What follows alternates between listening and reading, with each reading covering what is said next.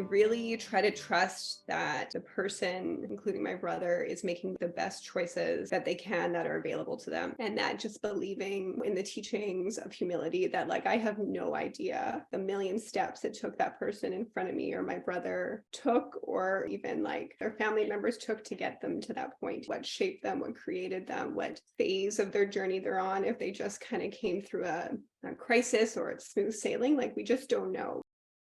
The myth is that somehow they're in control when they're not, that somehow they're the authors of their own misery. I always say my daughter can't help what she goes for and what she chases because she's driven to it. It's not something she has a lot of choice about. It's also quite protective for me as a sister or a daughter or working in healthcare, is that I can kind of unload that it's not like up to me to make those decisions. It's up to that person to do the best they can with the cards that they were dealt. They're really heroes to be able to sort through all that crap that's going on in their heads and be able to respond, because these people are not stupid. Many of them are very smart people. It's just that they're coping with an illness that has disrupted their thinking patterns and their normal reaction times. If we think about interactions with corrections people or emergency access, nurses and doctors, I don't think we trust people. We don't believe that they're doing the best that they can. We're believing that they're making bad choices. And I think you can protect yourself from a lot of trauma and then potentially causing trauma to other people if you take a step back and take a breath. And it's not our job to judge. Half of my family being Chinese. The issue I've been facing with that side is just unwillingness to talk about it, unwillingness to acknowledge it, and then to keep it quiet to hope that it will go away on its own.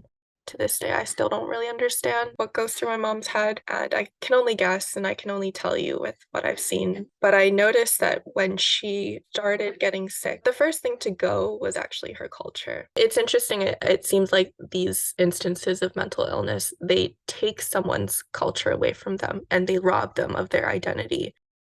When he first went to jail, he was 21, and he really quickly had to change who his identity was, who he was, to protect himself.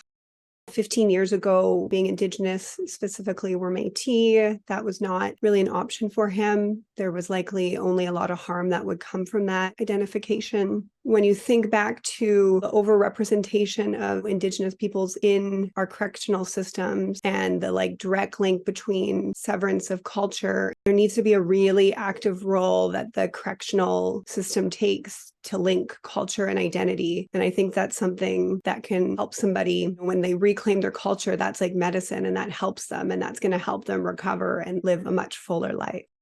We lose them in so many ways when they become ill. And I guess the shift in identity is part of that loss.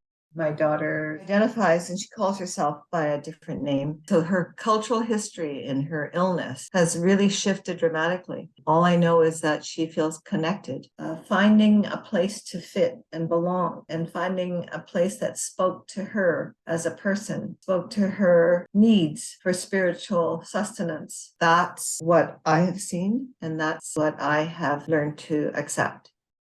I spent a lot of time trying to learn how to become a better active listener. I was pretty bad in the beginning, not because I didn't want to listen, but because I love to give advice.